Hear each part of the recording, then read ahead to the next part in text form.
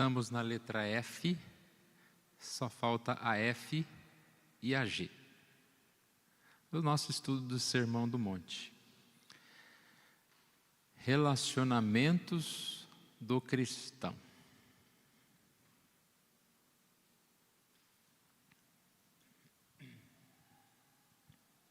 Aqui fala que os cristãos estão presos em uma complexa teia de relacionamentos, todos eles partindo do nosso relacionamento com Cristo.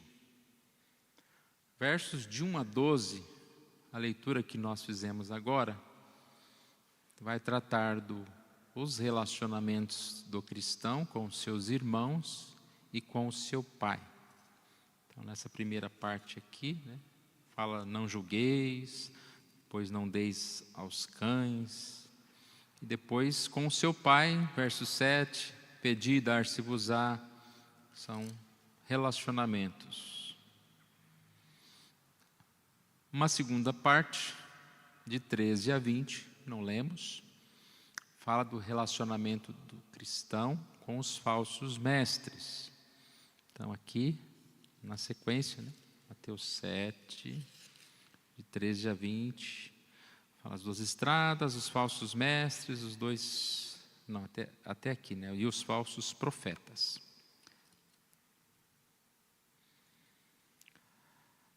Esta primeira parte, que nós falamos aqui, o relacionamento do cristão com os seus irmãos e com o seu pai, nós dividimos em 4 partes. A primeira, para com o nosso irmão, em cujo olho percebemos um argueiro e a quem temos a responsabilidade de ajudar e não julgar. Segunda parte, só o verso 6, para com o grupo espantosamente designado de cães e porcos. São pessoas, é verdade, mas sua natureza animal é de tal espécie que somos instruídos a não partilhar o evangelho com elas. Uma terceira parte, para com o nosso Pai Celeste, do qual nos aproximamos em oração, confiantes de que Ele não nos dará nada menos que boas coisas. Que é aqui o 7, a partir do 7, pedi, dar-se-vos-á, até o verso 12, até o verso 11. E por último, para com todos de maneira generalizada, a regra áurea deveria orientar a nossa atitude e o nosso comportamento para com eles. Que é o verso 12, tudo quanto, pois, quereis que os homens vos façam, assim fazei-o também a eles, porque essa é a lei e os profetas.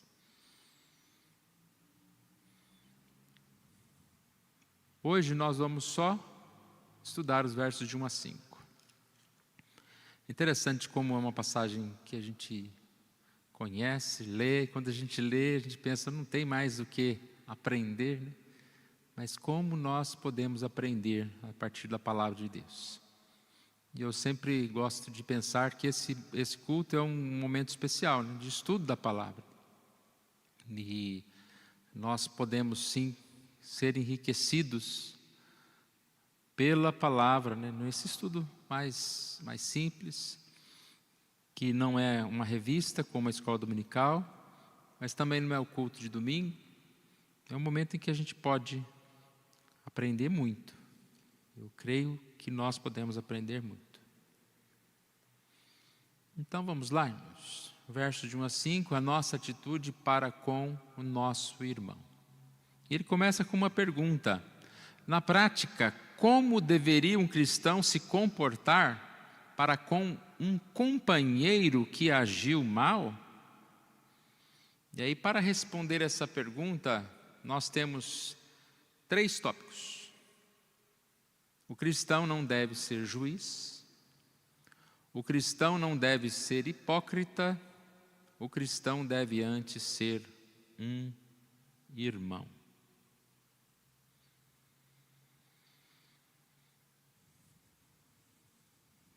Ponto 1. O cristão não deve ser juiz. Versos 1 e 2. Não julgueis, para que não sejais julgados, pois com o critério com que julgardes, sereis julgados, e com a medida com que tiverdes medido, vos medirão também.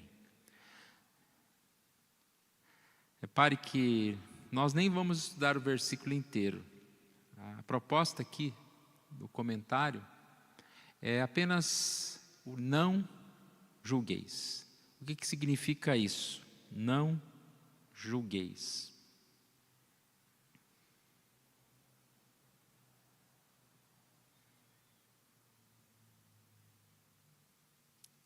Não julgar não é uma ordem para suspendermos nossa faculdade crítica.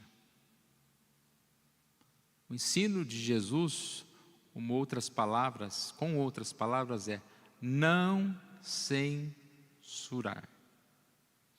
Ou seja, o que seria suspender a nossa faculdade crítica? É simplesmente ver alguma coisa, não falar nada e não pensar nada. Isso é impossível. Nós automaticamente estamos julgando o tempo todo, no sentido positivo. Ou seja, nós discernimos a verdade, o erro, o bem e o mal. Isso faz parte da nossa natureza, criado à imagem de Deus. Então, não julgar não é uma ordem para suspendermos a nossa faculdade ou pensarmos como o mundo fala. Deixe cada um fazer do jeito que pensa. Não tem certo, não tem errado.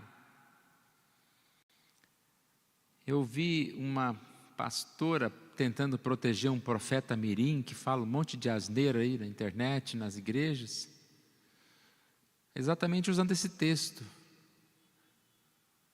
Porque ele ficou meio famoso, e começaram a falar mal dele, soltar vídeo. E ela vem defendê-lo. Não devemos julgar. E aí um desses que estavam comentando falou, espera aí. Se a pessoa está falando uma heresia, se a pessoa está pregando uma mentira, se essa pessoa está sendo um mercenário, pedindo dinheiro, fazendo viagens aí, cobrando altíssimos cachês, como não falar nada? Então, não é suspender a nossa faculdade crítica. Você viu alguém fazendo alguma coisa que não está de acordo, você automaticamente pode se posicionar, pode falar. A gente não vai delongar o assunto, mas a gente sabe que a Bíblia fala sobre Mateus 18, procurar a pessoa, conversar com ela, ou procurar mais um para orientar, e até mesmo chegar ao ponto de convidar o conselho, né, fazer alguma denúncia, alguma coisa, para que ela seja chamada no conselho, para que ela seja orientada, para que ela ande corretamente. Isso não é julgar mal, criticar. Então, fica claro, não julgar não é uma ordem para suspender a nossa faculdade crítica. O ensino de Jesus, com outras palavras, é não censurar. E aí, o que significa censurar aqui? Censurar é condenar severamente uma pessoa. Não avaliar com discernimento, tomar uma posição, mas condenar uma pessoa. E olha o que ele diz aqui. O crítico que julga os outros é um descobridor de erros, um processo negativo e destrutivo para com as outras pessoas. Adora viver à procura de falhas nos outros e imagina as piores intenções nas pessoas. Adora viver à procura de falhas, está repetido, né? De falha nos outros. Joga água fria nos seus planos e é inexorável quanto aos erros dela. Então, quando a Bíblia diz não julgueis, ela está dizendo não seja um crítico das pessoas, achando que isso é ser sábio. Não seja aquele que descobre o erro das pessoas, porque todos nós temos pecados, nós temos erros, nós somos limitados em alguma coisa. principalmente descobridor de erros, num processo negativo para destruir as pessoas.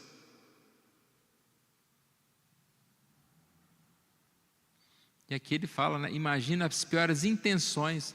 A pessoa é tão crítica que até fica imaginando a intenção do outro. Como nós erramos quando fazemos isso, julgamos as pessoas.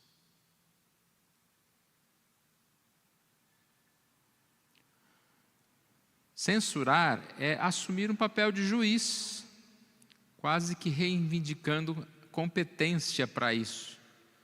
Por que não dizer assumir o lugar de Deus, né? Mais para frente a gente vai falar sobre isso.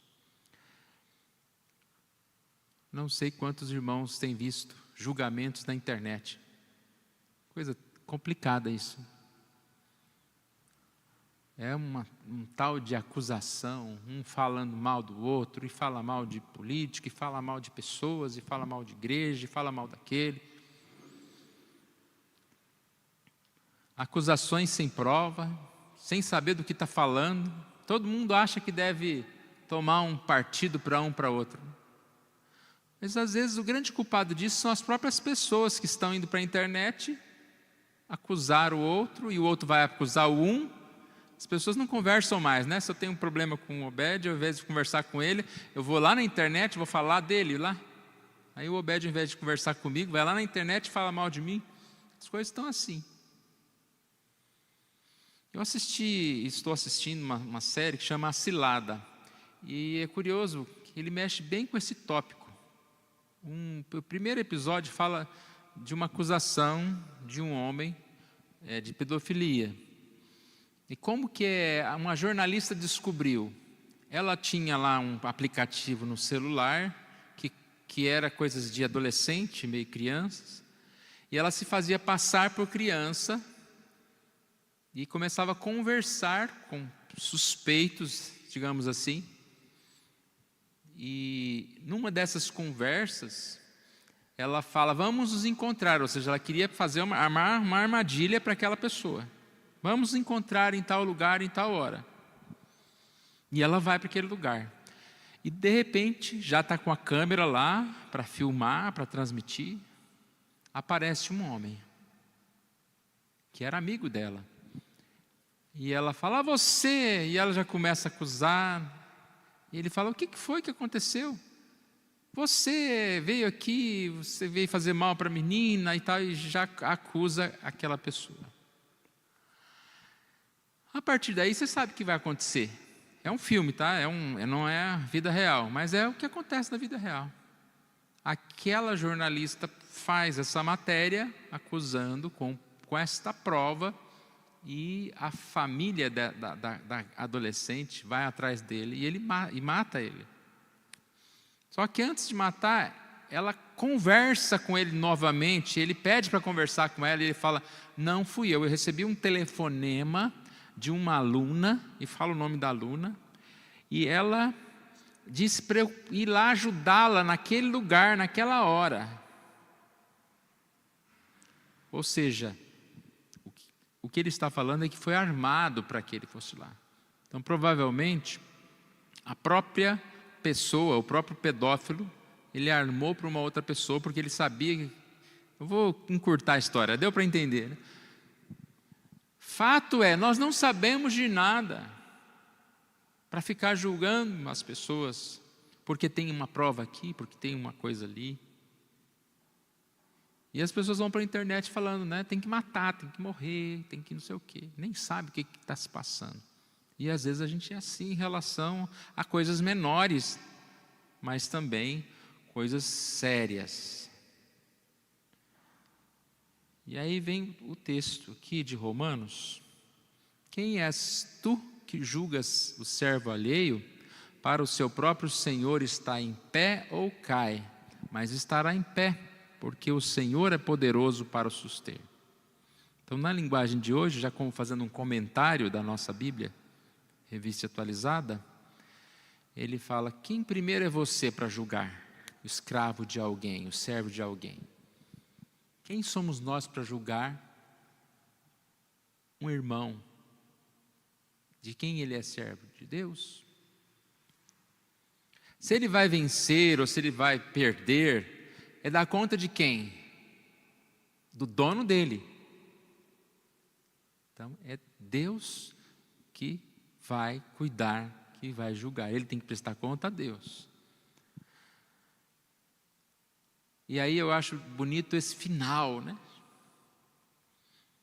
Positivo.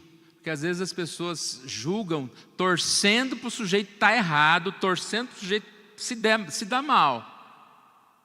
Porque já condenou.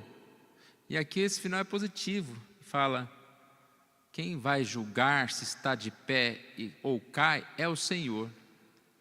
Porque o Senhor é poderoso para o suster. Ou seja, Ele vai vencer, Ele pode vencer.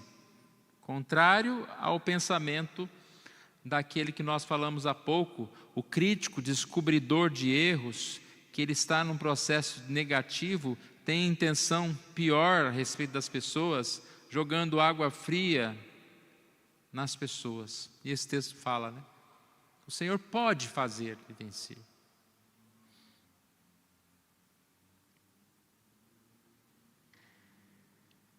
Tem uma outra passagem aqui, de 1 Coríntios capítulo 4.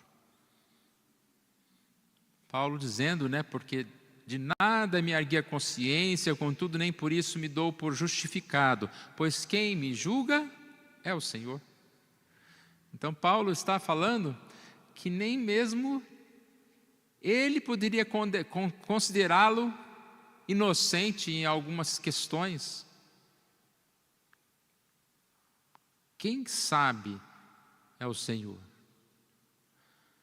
E aí vem a passagem, né, que muito bem nos ensina: nada julgueis antes do tempo, até que venha o Senhor, o qual não somente trará à plena luz as coisas ocultas das trevas, mas também manifestará os desígnios dos corações, e então cada um receberá o seu louvor da parte de Deus. Temos que tomar muito cuidado com os julgamentos. Deus trará plena luz. Muitas coisas nós ficamos julgando aqui, esse é certo, esse é errado, mas nós não temos nem base para isso. Talvez o tempo venha mostrar algumas coisas, mas talvez nem o tempo presente, só o tempo da vinda do Senhor, que vai trazer plena luz a todas as coisas. Nenhum de nós está qualificado para ser juiz. Como nós podemos ler o coração dos outros? Paulo está falando que ele não consegue ler nem o dele. Como a gente vai poder ler o coração do irmão? Saber o que está, o que se passa? Lembra que nós falamos no início. O julgamento, censura, o julgamento, condenação, não discernir algumas coisas que são claras. Isso sim, mas cuidado na profundidade que a gente vai nos julgamentos. Portanto, és indesculpável, homem, quando julgas quem quer que seja, porque no que julgas a outro, a ti mesmo te condenas, pois praticas as próprias coisas que condena.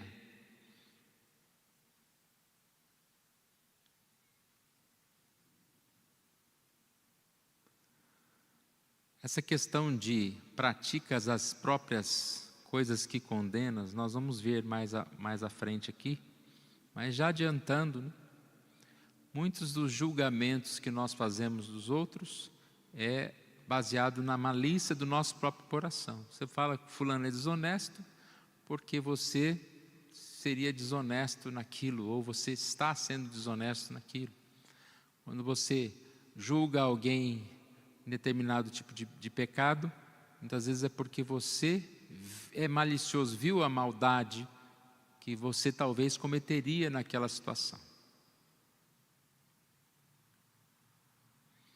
Concluindo esse primeiro ponto aqui, a parte A, é ABC.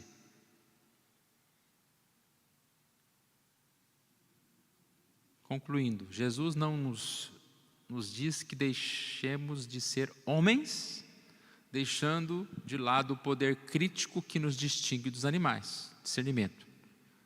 Mas que renunciemos à ambição presunçosa de sermos Deus, colocando-nos na posição de juiz.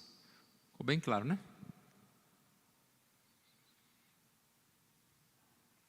O cristão não deve ser juiz. Esse é o ponto A. Ponto B. O cristão não deve ser hipócrita.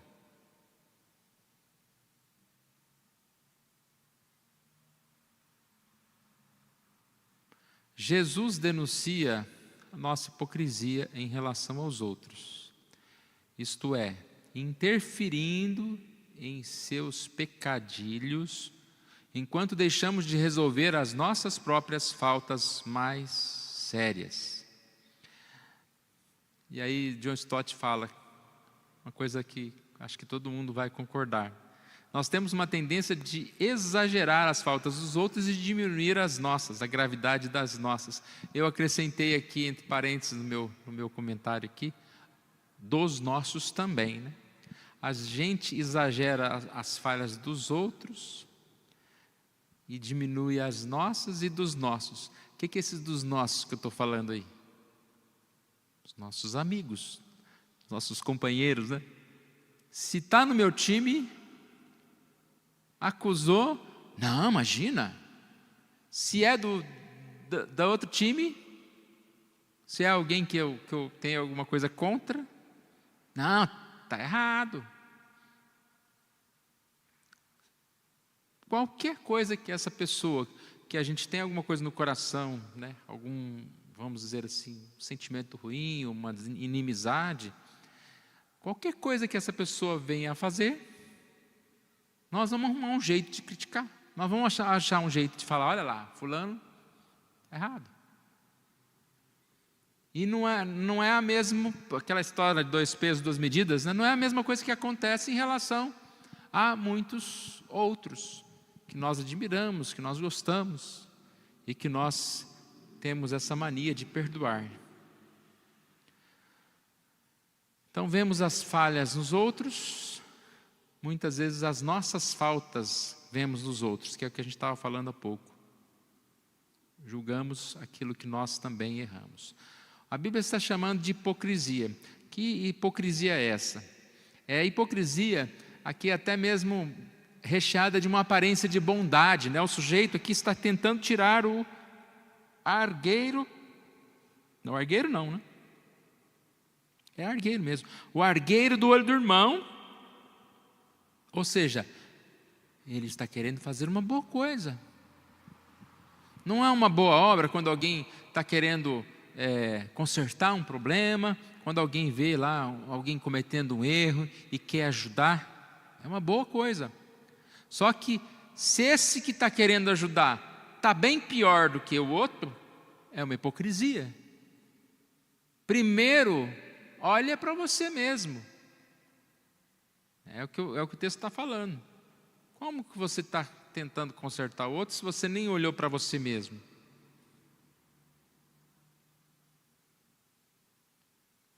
E isso é uma forma de se engrandecer.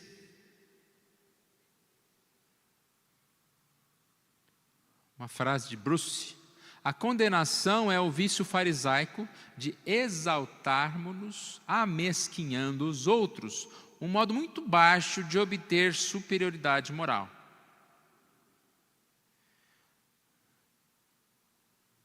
Uma forma de querer ser maior, de querer ser melhor, de tentar ser maior, de tentar ser melhor, é rebaixando quem? O outro.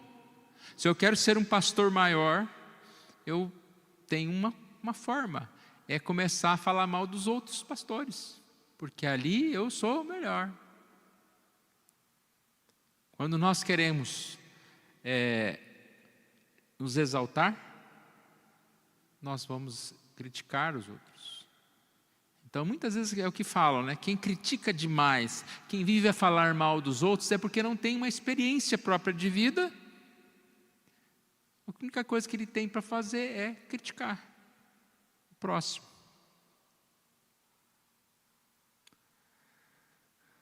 Aqui podemos lembrar da parábola que diz lá em Lucas 18, 9, do fariseu e publicano. Propôs também essa parábola a alguns que confiavam em si mesmo, por se considerarem justos, desprezavam os outros. Então era a oração lá do fariseu: obrigado, Senhor, porque eu sou muito bom, eu vou na igreja, eu oro, eu não sou como esse publicano, pecador. É bem isso.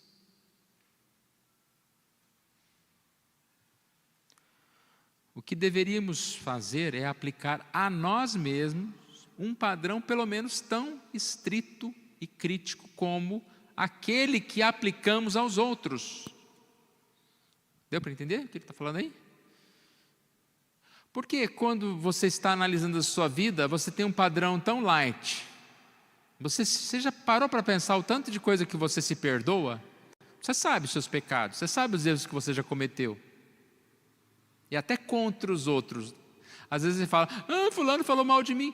Tá, quando o outro fala mal de você, você fica todo cheio de dor. Mas e quando você fala mal do outro? Você não se preocupa com isso, não? Você acha que ele...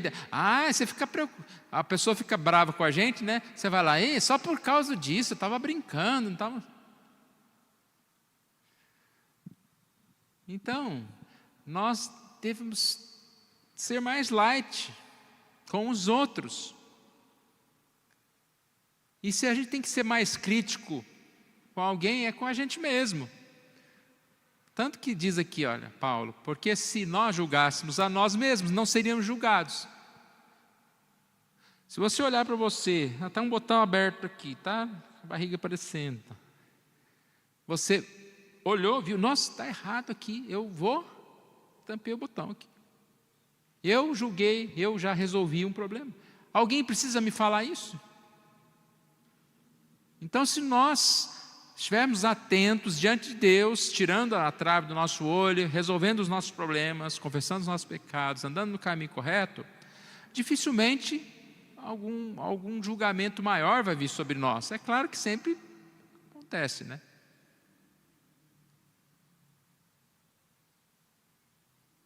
O último: o cristão deve antes ser um irmão. Hipócrita, tira a primeira trave do teu olho, e então verás claramente para tirar o argueiro do olho do teu irmão.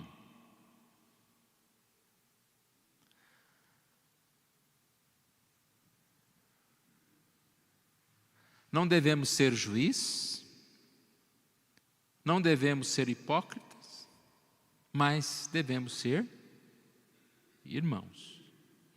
O que o texto diz? Que nós devemos tirar primeiro a trave do nosso olho, para depois, vendo claramente, poder tirar o argueiro do olho do irmão. Então repare que você tentar e você tirar a trave do teu olho, mais do que um benefício próprio, ele vai causar você uma condição melhor para você ajudar o outro. A gente sempre fala de testemunho.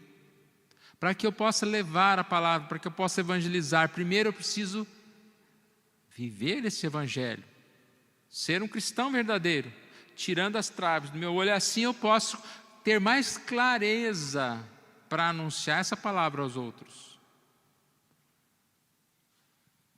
Corrigir o outro. E aqui essa frase eu gosto muito também, né, de usar, Crisóstomo. Corrija-o, não como inimigo, porque tem muita gente que está corrigindo como inimigo, né? Nem como adversário, que está corrigindo. Você tem que parar com isso, cumprir uma pena, mas como um médico que oferece o remédio. Não como inimigo, querendo descobrir quem está errado, nem o adversário que quer resolver lá, acabar lá com a pessoa, mas como médico. E ainda mais, como um irmão, ansioso para salvar e restaurar.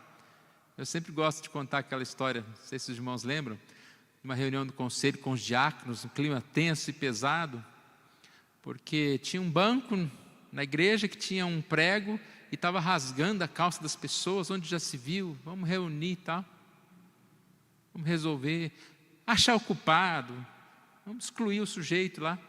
Aí quando começou a reunião, um brigando de cá, outro brigando de lá, um dos diáconos falou, espera um pouquinho, saiu e voltou com o martelo, pá, bateu lá o prego, acabou o prego, terminamos a reunião? Por que ficar discutindo o prego que está rasgando a calça dos outros? Tentar achar o culpado? Se é tão fácil resolver o problema, ser o médico, salvar, restaurar. Então às vezes a gente está assim, irmãos, tem um pecado, tem um erro, nós não queremos corrigir o erro, nós queremos achar um culpado, nós queremos ser inimigo, nós queremos que ele pague, nós queremos que ele cumpra uma pena, que ele sofra por aquilo que ele fez. Mas nós devemos ser um irmão que ora pelo outro, que perdoa o outro, que quer restaurar o outro. Então quando alguém vem corrigir você e com amor, você sabe a diferença disso. A pessoa quer te ajudar. E nós precisamos ser essa pessoa para o nosso próximo, para restaurar as pessoas e não destruir, né? Precisamos ser tão críticos conosco como somos geralmente com os outros e tão generosos com os outros como sempre somos conosco. Já falei mais ou menos isso no tópico anterior. Como eu disse, irmãos, é um texto tão conhecido, mas tem tanto a nos ensinar. E nós vamos continuar aqui mais algumas semanas falando sobre isso. Nós temos uma rede de relacionamentos, vivemos relacionamentos. Esses relacionamentos partem do nosso relacionamento com Cristo. Nosso relacionamento não é como o mundo age com vingança, o mundo hoje em dia tem agido com esquerda, direita, né? Ou eu sou desse, ou eu sou daquele. Mas como cristãos nós devemos dia a dia aprender qual é a nossa atitude para com o nosso irmão. Não devo ser juiz, condenando, criticando, já tendo uma sentença, né? Rotulando as pessoas tão feio, né? Fulano é isso, fulano é aquilo.